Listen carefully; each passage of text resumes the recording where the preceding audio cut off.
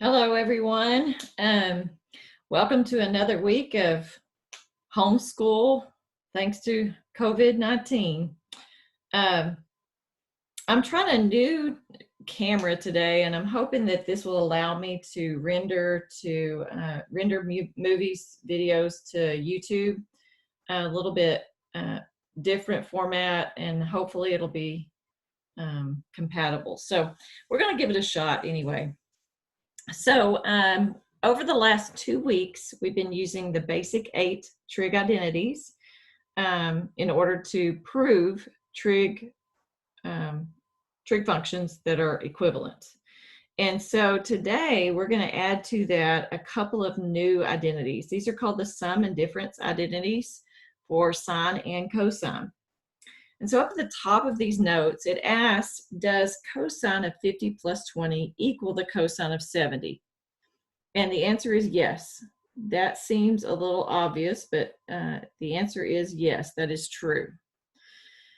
Then it says, does cosine of 50 plus 20, which is the cosine of 70, equal the cosine of 50 plus the cosine of 20? Well, it is not true. The answer here is no. This is not distributive. Cosine is of this entire angle. It's not distributed out to both angles. And so just to show you real quick, I have them typed in the calculator. Here's cosine of 50 plus 20. Here's cosine of 70. They are not equal to each other. So we have to be careful about what we do say. There are some properties that are true for the sum of angles in a cosine or a sine function. So here they are, they're all listed right here. And the nice part about this is that even if we were in class at school, I would not have you memorize these. The basic 8, those 8 you need to know. But these right here, I would just provide them on a test or a quiz. And so we just need to be able to identify them. And so we need to be able to identify them from right to left or left to right. What I'm saying is, if you see this portion of that equation written somewhere, you know that it's equivalent to this right-hand side, as well as the right-hand side somewhere would be equivalent to what's on the left. So we're going to try a few of these down here. We've got cosine of 3x, cosine of 2x, so those are our two angles right there, 3x and 2x, plus sine of 3x, sine of 2x. And it's addition in the middle. So we're just going to try to go up here and match one of these with this. This looks like the right-hand side. And it's cosine, cosine plus sine, sine. Cosine, cosine plus sine, sine. So here it is. It's that last one. So this is equivalent to cosine of our first angle minus our second angle. So 3x minus 2x, or cosine of x. And that's it. So on our second one here, we have sine of 105 cosine of 15 minus cosine of 105 sine of 15. So sine cosine minus cosine sine, sine cosine minus cosine sine, that's the second one. So it would be equivalent to sine of our first angle minus our second angle, or sine of 90 degrees. Now, sine of 90 degrees, that's one that we should be able to simplify. So this is what we went over back before all of this started. Cosine of 90 degrees. 90 degrees is up there at the very top. Remember that x is 0, y is 1, r is 1, and sine is y over r, so 1 over 1. So this would be equivalent to 1. So if you can simplify your answer, you're going to want to do that. If it's something that is on our unit circle, like 90 degrees, we can simplify.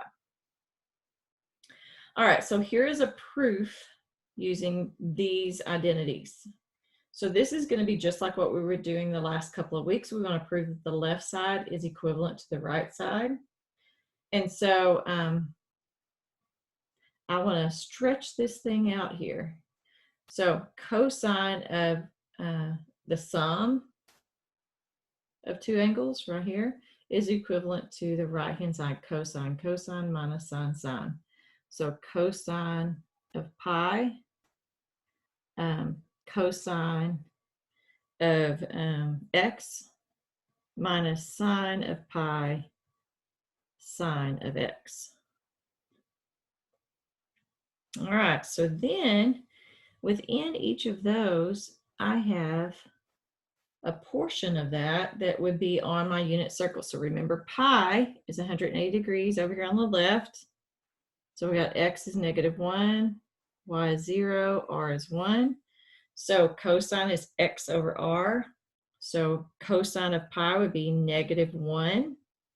So we have -1 cosine of x minus, and then sine of pi would be 0, y over r, 0 over 1, or 0 times sine of x. So 0 times anything is 0, so I just get negative cosine x, which is what I was trying to match on the other side. So I have a complete proof. All right, last example here. It says, suppose that sine of alpha, that little funny looking fish symbol there is an alpha, is 4/5, and sine of theta is 5/13. And it says that this angle, alpha, is between 0 and 90 degrees, which means it's in quadrant 1.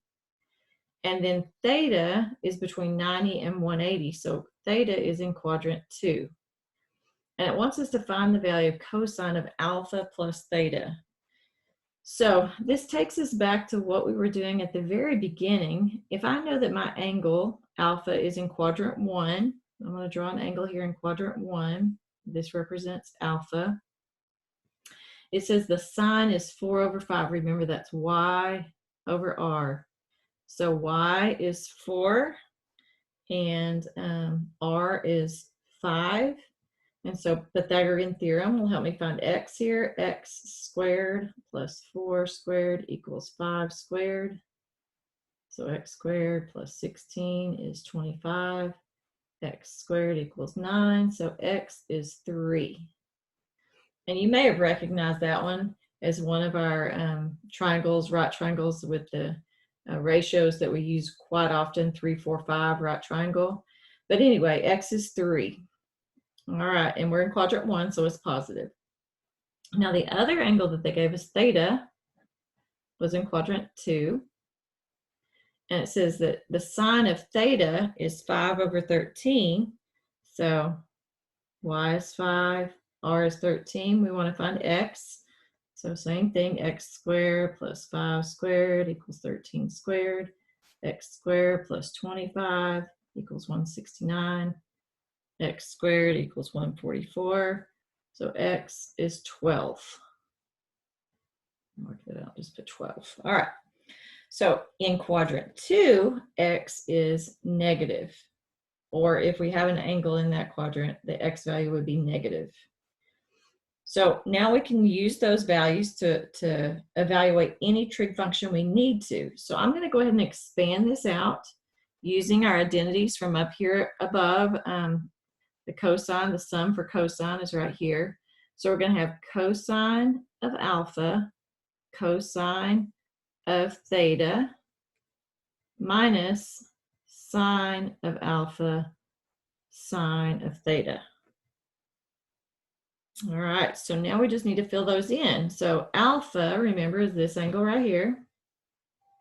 And the cosine is x over r, so 3/5. Cosine of theta is going to be -12/13.